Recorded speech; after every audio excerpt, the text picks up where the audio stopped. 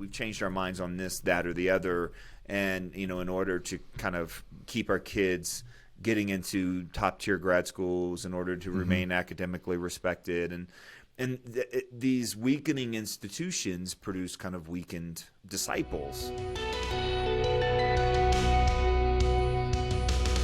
Welcome to the Breakpoint Podcast. In our Q&A segment, Ask the Colson Center. I'm Shane Morris. I'm here with John Stonestreet, answering your worldview questions. All of these are questions that were sparked by Breakpoint commentaries, short courses, articles, or columns that we've posted recently. If you'd like to send in a question of your own, you can do that by emailing us at askthecolsoncenter@colsoncenter.org.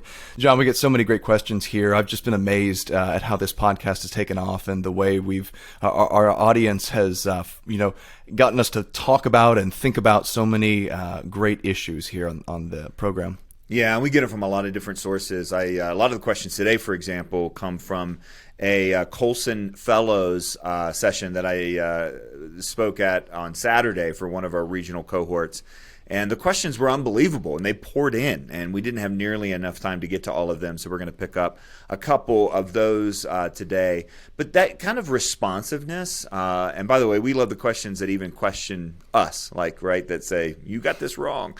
So I've already been seeing a couple on our take on Michel Foucault from earlier in the week, and so maybe we can come back to some of those a little bit later for all the postmodernism nerds in the audience. But the responsiveness has been incredible on another commentary, and I wanted to just take a minute at the beginning here and thank people for supporting Jack Phillips. We talked about Jack in a Breakpoint commentary and talked about how many people know his name from the Masterpiece Cake Shop Supreme Court decision. We spent a lot of time talking about that case. What many people don't know is that the day the court decided to take that case on, and just a couple months after the court decided on that case in his favor, the Civil Rights Commission in Colorado accepted just an abusive attack on him from a local attorney who identifies as transgender, who's just been kind of relentlessly enacting a vendetta against Jack. And so he's still in the middle of this. It's a different sort of case. The details here are actually crazy and ridiculous. We talked about that on Breakpoint this week. But we did is just mention quickly, hey, if you can, support Jack. I mean, he's lost 10 years of a significant portion of his business, especially wedding-related business. And the response, Shane, was unbelievable. We had hundreds of people respond and support Jack, and he's very thankful. And we heard from some of his friends and colleagues. They're very, very grateful. And I wanted to express my thanks to so many people who turned around and supported Jack financially. And I hope we're all supporting him with prayer. And if you come to breakpoint.org, we'll add that link so that if you haven't given to support Jack during this time, you can. And you guys should see the confection gift basket that Jack sent to John as a thank you for putting this all on Breakpoint. That is not true. It did not happen, although I have ordered from Jack. And if you live in the Denver area anywhere, you should. It'll change your life. But I swore off desserts here for Lent, so I'm good. You should swear off desserts permanently, John. It would be a boon to your lifespan and your health in general. But not happiness. What's the point? Not happiness. My grandma said something about that one time. She was like, why would I want to live 10 years longer eating food like that when I can, just be happy? That's, there's something about that. Although I think the What Would You Say video for this week was, it's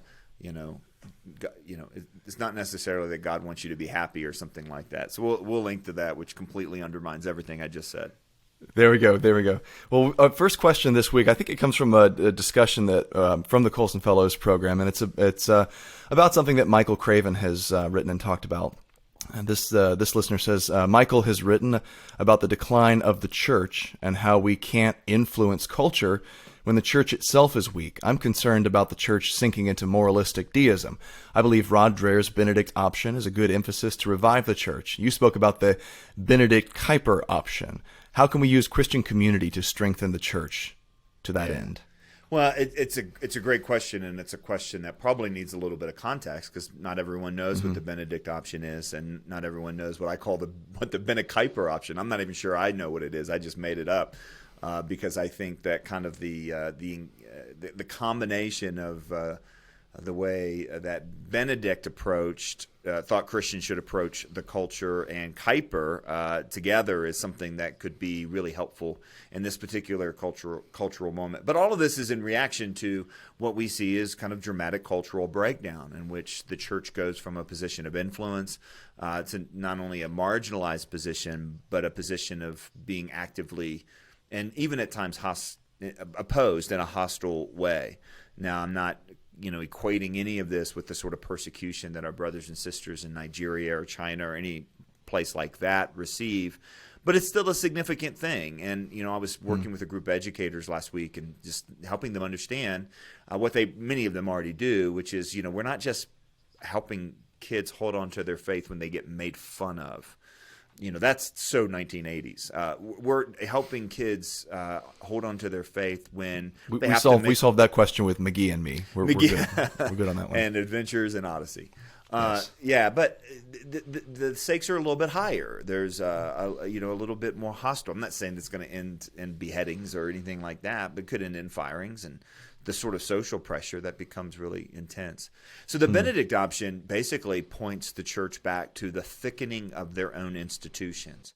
In other words, before we go out there wielding our sword, we need to make sure that we have been cultivated and catechized and put in thick communities of support. And I would say that the best example of the Benedict option is not even the ones that Rod gives in the book, The Benedict Option. The best examples are in Live Not by Lies, the second book, in which he talks about those who survived a sort of totalitarianism and the thick communities that they have. And that's the thing. I've worked with enough Christian schools, for example. Many Christian schools have become academically excellent, which is terrific. But then it becomes at times harder to also invest as heavily and to become this sort of discipleship school that they need to be.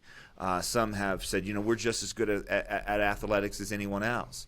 But that's come at a cost as well. And so Christian colleges struggle with the same thing. We're just as academically excellent as everyone else, or we don't want to, we've changed our minds on this, that, or the other. And, in order to kind of keep our kids getting into top tier grad schools, in order to remain academically respected. And these weakening institutions produce kind of weakened disciples.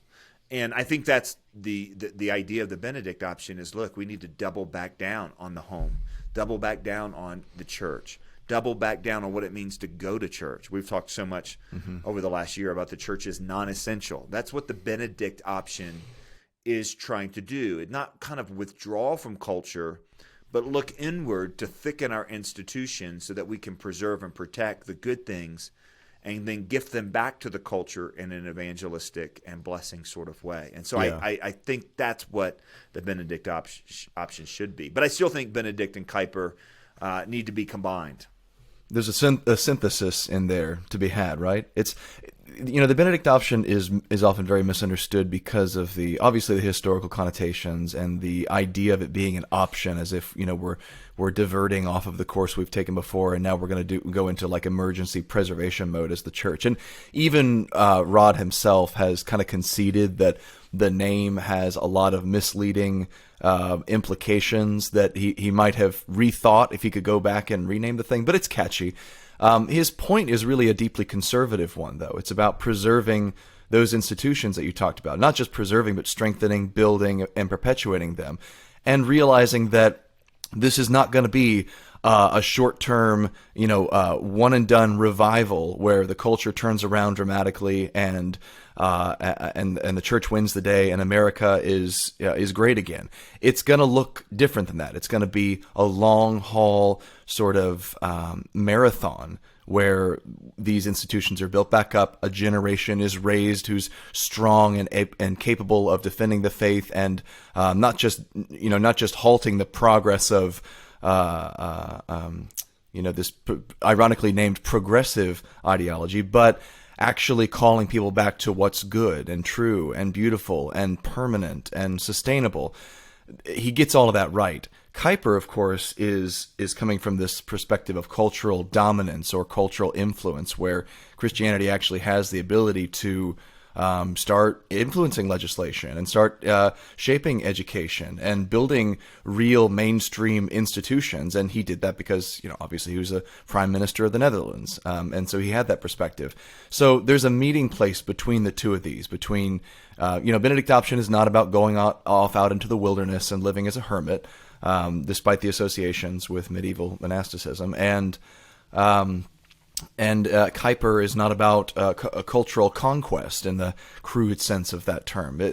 There's a synthesis to be had between the two, where we're faithful to Christ's commands for the long haul, okay with just placing our brick in the wall, not bringing about some dramatic, cinematic revolution in our culture, but just slowly building the institutions that last, and then preserving, of course, what we have. And nor, by the way, is the Benedict Option necessarily a withdrawal from, for instance, politics. I think Rod is right that we have emphasized politics too much, to the exclusion of all else. The whole moral majority mindset sort of had this underlying suggestion that if we just get the right officials elected, everything will be fixed from the top down. And one of Chuck Colson's core convictions was that that's not how it works. You can't just fix the world from the top down from Washington. It actually has to come up from the culture. That's why we're about culture change and cultural engagement at the Colson Center. And it's not just a platitude for us. It really happens in the home, in the economy, in the church especially. And the church is this unique institution because it's supernatural. We've talked about this before. It's not. It's the one institution that is put in place by God with regenerative power over the whole rest of the world. And so the church can repair families. The church can repair a broken marketplace. The church can repair a broken academic sphere. All of these places kind of look to the church the way that the other Greek loves look to agape to restore them to their natural and right state. So salt and light, that's the import of those metaphors, and that's what we can do as Christians. And I think it is, it really comes down to this faithfulness, this patience, and this long, slow ferment of Christian goodness in the culture. Don't look for some sort of new program that's going to fix everything overnight. Don't get on board some trendy new set of principles or a slogan that's going to that promises reform too quickly. Keep to the old roads. Just remember what the church is designed to do, and live that out as individuals, as communities, as congregations, and then as a united body of Christ throughout the culture. That's the basic sketch of just kind of the way I see it. One of the things to keep in mind is that these things are options, and many people see them as strategies. Like, so here's what's happening in the culture, and so what's the best strategy to take? And the reason that I can't abandon a Kuyperian framework, in fact, I had this conversation with Rod with a blog post about people saying that engaging the culture isn't working. We don't engage the culture, whatever that means, and I think we have to define it because it works. We don't thicken our institutions because it'll work. We thicken our institutions and proclaim the lordship of Christ over every area of life because it's true, because it's good. And these things, what happens is culture should reveal where we're missing the strategies we should have had all along. In other words, we don't need to thicken institutions right now because the culture is going in the wrong direction. We should have always been thickening institutions because of what it means to be human and what it means to be in relationship with each other. And, it takes a church to grow a Christian and, things like that. We shouldn't proclaim the lordship of Christ in order to beat back those darn progressives. We should claim the lordship of Christ because Christ is Lord. Full stop, But what this is revealing is that what a lot of people are sensing, and that is that it's a time for a level of recalibration around what's true and what's good. And that's, of course, what's driven us to do a lot of things this year already at the Colson Center.